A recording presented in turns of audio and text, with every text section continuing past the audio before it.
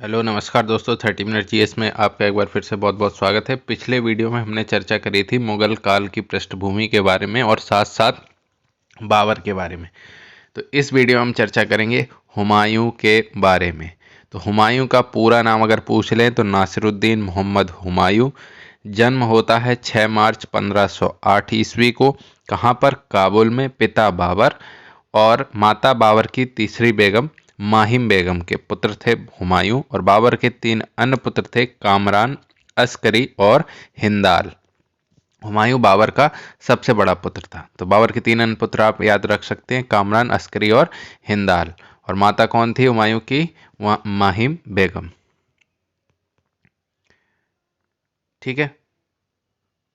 तो प्रशासनिक प्रशिक्षण देने के लिए बाबर ने हुमायूं को 1528 ईस्वी में बदख्शां का राज्यपाल नियुक्त किया था। बाबर की मृत्यु के पश्चात 30 दिसंबर 1530 को, उम्र याद रखना पूछ लेते हैं, 23 वर्ष की आयु में हुमायूं का राज्याभिषेक होता है। अब बात करें कुछ फैक्ट के बारे में, तो प्रारंभ में बाबर के प्रमुख मंत्री निजामुद्दीन अली खलीफा हुमायूं को अयोग्य समझकर बाबर की बहन गुलबदन के पति मेहंदी ख्वाजा को गद्दी पर बैठाना चाहते थे, किंतु बाद में अपने जीवन को खतरे में समझकर उसने हुमायूं का समर्थन कर दिया कि ठीक है यही बढ़िया है। हुमायूं मुगल शासकों में एकमात्र शासक था जिसने अपने भाइयों में साम्राज्य का विभाजन किया था, और यही उसकी असफलता का सबसे बड़ा कारण बनता है। हुमायूं ने अपने पिता के आदेश के अनुसार कामरान को काबुल और कांधार, अस्करी को संभल और हिंदाल को अलवर की जागीरदी। इंपॉर्टेंट पॉइंट है, के याद रखो। कामरान को काबुल और कांधार, अस्करी को संभल और हिंदाल को अलवर की जागीर दे दी थी। इसके अलावा अपने चचेरे भाई सुलेमान मिर्जा को उसने बदख्शां की जागीर दी, जहां का वह स्वयं राज्यपाल हुआ करता था। वस्तुतः अपने भाइयों में सत्ता के विभाजन के कारण उसमें राजनीतिक महत्वाकांक्षा और दिल्ली का शासक बनने की प्रवृत्ति भी विकसित हो गई। इसलिए कहा जाता है कि हुमायूं को समस्याएं विरासत में मिली थी और जिसे उसके भाइयों ने और ज़्यादा बढ़ा दिया। अब बात करें हुमायूं के समक्ष कठिनाइयां क्या थी, तो आंतरिक समस्याओं के साथ साथ हुमायूं के लिए कई अन्य चुनौतियां भी थी, जिसका हुमायूं ने कुशलतापूर्वक समाधान भी किया। इनमें सबसे बड़ी समस्या थी अफगान्स। हालांकि बाबर ने पानीपत के युद्ध में इब्राहिम लोदी को हराकर मुगल वंश की स्थापना की थी और इब्राहिम लोदी भी मारा गया था, लेकिन इब्राहिम लोदी का भाई जो था वो महमूद लोदी वास्तविक रूप से स्वयं को दिल्ली का अगला उत्तराधिकारी समझता था। पिछले वीडियो में भी हमने इसके बारे में बताया है। इसी क्रम में हुमायूं और महमूद लोदी के मध्य 1532 में अफगान युद्ध होता है, जिसमें अफगान्स हार जाते हैं। इसमें लोदी वंश के दिल्ली पर उत्तराधिकार की समस्या समाप्त हो जाती है। महमूद लोदी नहीं बनते हैं कुछ भी, किंतु अभी शेर खान नाम का एक अफगान शासक जो महमूद लोदी की सेना में एक उच्च पद पर था, वो सबसे बड़ी समस्या बना हुआ था हुमायूं के लिए। वस्तुतः शेर खां एक वीर एवं साहसी योद्धा था। अब शेर खां कौन था? शेरशाह सूरी, जिसने मुगल काल के दौरान अल्प समय के लिए दिल्ली पर शासन किया और सूरी वंश की स्थापना की। शेरशाह सूरी, तो शेरशाह सूरी का शासनकाल 1540 से 1545 ईस्वी के बीच में रहा। जन्म हुआ शेरशाह सूरी का 1472 में। जन्म बहुत कम पूछते हैं, जन्म स्थान जरूर पूछ लेंगे। तो वर्तमान पंजाब के होशियारपुर जिले के बजवाड़ा नामक स्थान पर शेरशाह सूरी का जन्म होता है। हालांकि कुछ इतिहासकार ये भी मानते हैं कि उसका जन्म वर्तमान हरियाणा के हिसार में हुआ था। तो जहां पर डिस्प्यूटेड चीजें आ जाएंगी वो एग्जाम में कभी नहीं पूछी जाएंगी। बचपन का नाम क्या था शेरशाह का, वो पूछा जाएगा, वो है फरीद। और पिता का नाम भी पूछा जाएगा, तो वो है हसन खां। माता का प्रमाणिक नाम उपलब्ध नहीं है। मूलतः शेरशाह सूरी अफगान मूल का था और माना जाता है कि इसके पूर्वज दिल्ली सल्तनत काल के दौरान भारत आ गए थे और यहीं पर बस गए थे। बाद में बहलोल लोदी के शासनकाल में शेरशाह सूरी का पिता हसन खां दक्षिण बिहार की एक छोटी रियासत कांकर जौनपुर का जागीर नियुक्त हुआ। उल्लेखनीय है कि अपनी वीरता के फलस्वरूप फरीद ने अल्पायु में एक शेर को मार दिया था। इस कारण इन्हें दक्षिण बिहार के सूबेदार बहार खां लोहानी ने शेर खां नाम दिया था। किसने? बहार खां लोहानी ने। कालांतर में बहार खां लोहानी ने शेरशाह को अपने अल्पायु पुत्र जलाल खां का संरक्षक भी बना दिया। कुछ ही समय बाद बहार खां लोहानी की मृत्यु हो जाती है तो शेरशाह सूरी उनकी विधवा दूदू बेगम से विवाह कर लेता है। इस प्रकार शेरशाह सूरी की राजनीतिक महत्वाकांक्षा का बेस बन गया, यानी कि आधार निर्मित हो गया। इसके बाद 1529 में शेरशाह ने तत्कालीन बंगाल के शासक नुसरत शाह को पराजित करके हजरत अली की उपाधि धारण करी। कब? 1529 में। किसने? शेरशाह सूरी ने। उपाधि कौन सी? हजरत अली। किसको हराया? नुसरत शाह को। कहाँ का शासक? बंगाल का। वस्तुतः शेरशाह सूरी वीर और साहसी होने के साथ साथ एक कुशल कूटनीतिज्ञ भी था। जहां एक और मुगल शासक हुमायूं की अधीनता को औपचारिक रूप से स्वीकार कर रहा था, वहीं दूसरी तरफ वह आंतरिक रूप से मुगलों के विरुद्ध गठबंधन भी बना रहा था। चूंकि लगभग समस्त बंगाल शेरशाह सूरी के अधीन आ चुका था, गुजरात का शासक बहादुर शाह भी अफगानों के पक्ष में था। अंततः शेरशाह सूरी ने एक विशाल गठबंधन को गुप्त तरीके से हुमायूं के विरुद्ध बना दिया। इसी क्रम में शेरशाह और हुमायूं के बीच में 1539 में चौसा और 1540 में बिलग्राम का युद्ध होता है, जिसमें शेरशाह की विजय होती है। चौसा के युद्ध में विजय प्राप्त करने के बाद ही शेरशाह ने साय अथवा अल सुल्तान आदिल की उपाधि धारण की। इंपॉर्टेंट है। और अपने नाम से सिक्के जारी करने के साथ साथ ही अपने नाम के खुतबे भी पढ़वाए। चौसा का युद्ध, ठीक है। चौसा का युद्ध 1539 और बिलग्राम या कन्नौज 1540। 1540 के बिलग्राम के निर्णायक युद्ध के बाद शेरशाह दिल्ली की गद्दी पर बैठता है और एक नए वंश सूरवंश की स्थापना कर देता है। वस्तुतः यह मुगल काल के दौरान एक अफगान वंश का शासक था। अब बात करते हैं कुछ फैक्ट के बारे में कि गुजरात के शासक ने शेरशाह का साथ क्यों दिया।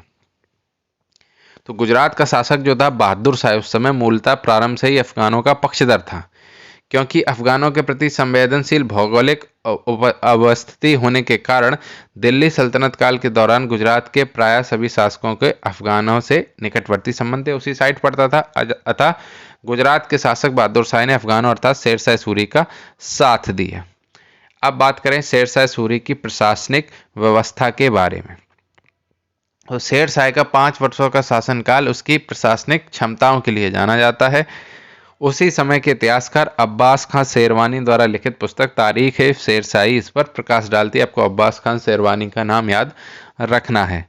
परंतु शेरशाह को प्रसिद्धि दिलाने का श्रेय 20वीं शताब्दी के इतिहासकार कालिका रंजन कानूनगो को उनकी पुस्तक शेरशाह और उसके काल के लिए दिया जाता है। यानी कि 20वीं शताब्दी में एक इतिहासकार थे कालिका रंजन कानूनगो, उन्होंने अपनी किताब लिखी शेरशाह और उनका काल, तो उससे शेरशाह के कार्य फेमस हुए।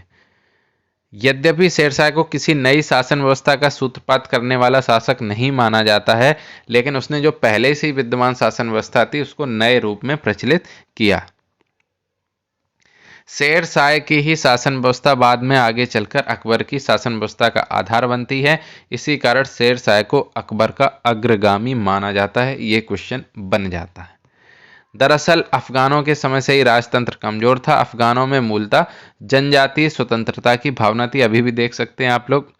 इसीलिए दिल्ली सल्तनत के शासक विशेषकर लोधी वंश के शासकों ने अफगान सरदारों के साथ समानता का व्यवहार करने का प्रयास किया ताकि वह शासन के विरुद्ध किसी प्रकार का विद्रोह ना कर सके। उदाहरण के तौर पर बहलोल लोधी, जिनका कार्यकाल रहा 1451 से 1489 तक, अफगान सरदारों एवं अमीरों को अमीर ए आली नाम से संबोधित करता था, जिसका अर्थ होता था सम्मानी व्यक्ति। किंतु इसके सकारात्मक परिणाम बहलोल लोधी को प्राप्त नहीं होते हैं। इसके बाद सिकंदर लोधी 1489 से 1517 ने बहलोल लोधी के विपरीत अफगान अमीरों को कठोरता से नियंत्रित करने का प्रयास किया, किंतु वह भी अफगान सरदारों के षड्यंत्र से मुक्त नहीं हो पाया।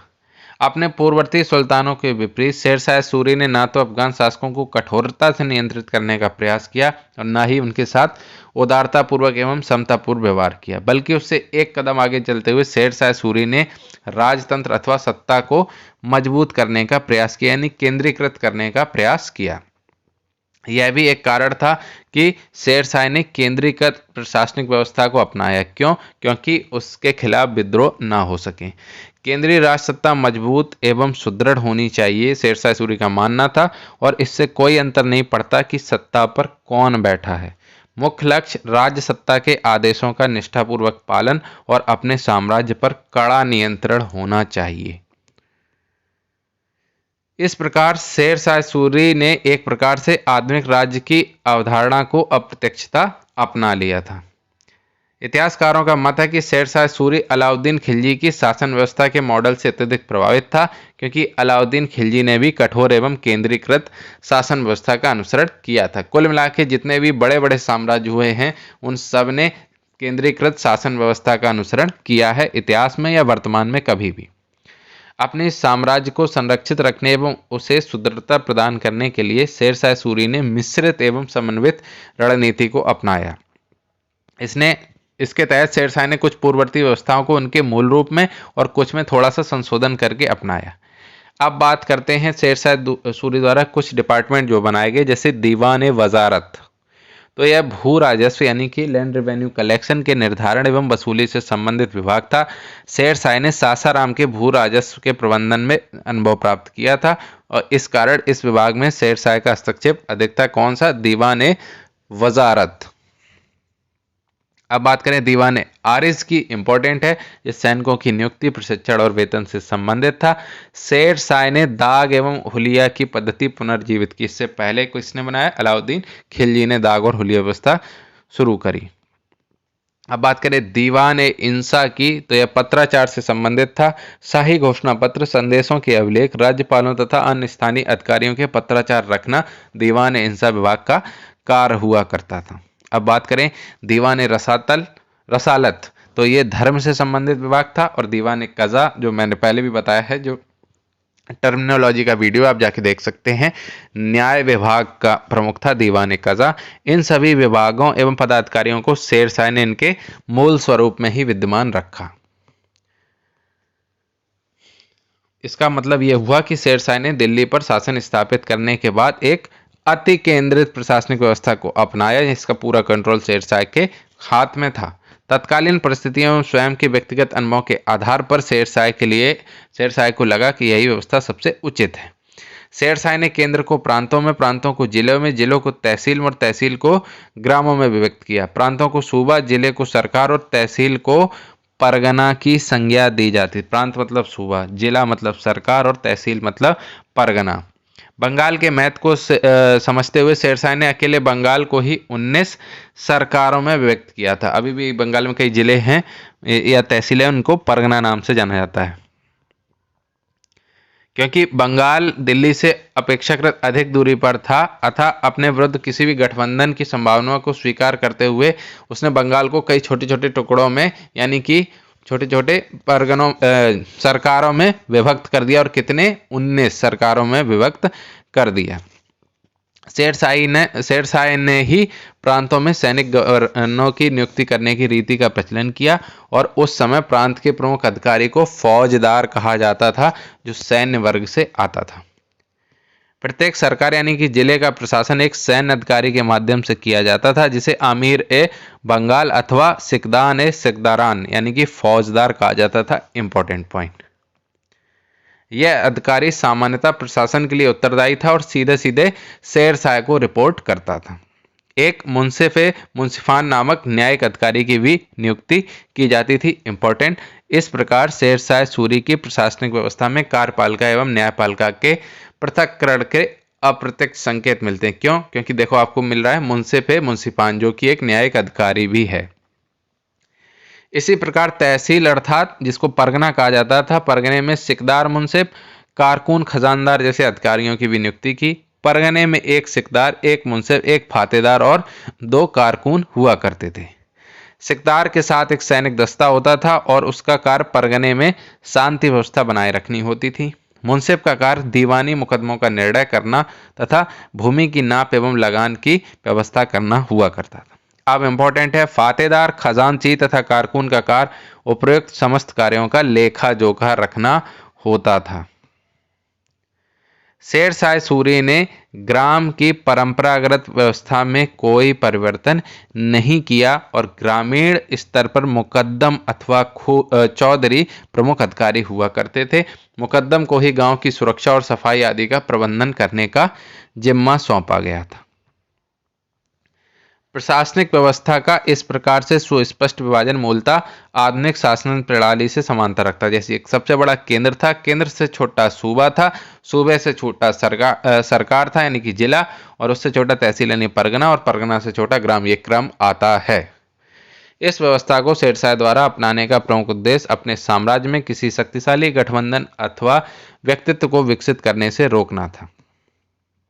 अब बात करते हैं प्रमुख प्रशासनिक अधिकारियों के बारे में। तो इसकी चर्चा करेंगे अगले वीडियो में। शेरशाह सूरी के प्रमुख प्रशासनिक अधिकारियों के बारे में चर्चा करते हैं अगले वीडियो में। बहुत बहुत धन्यवाद।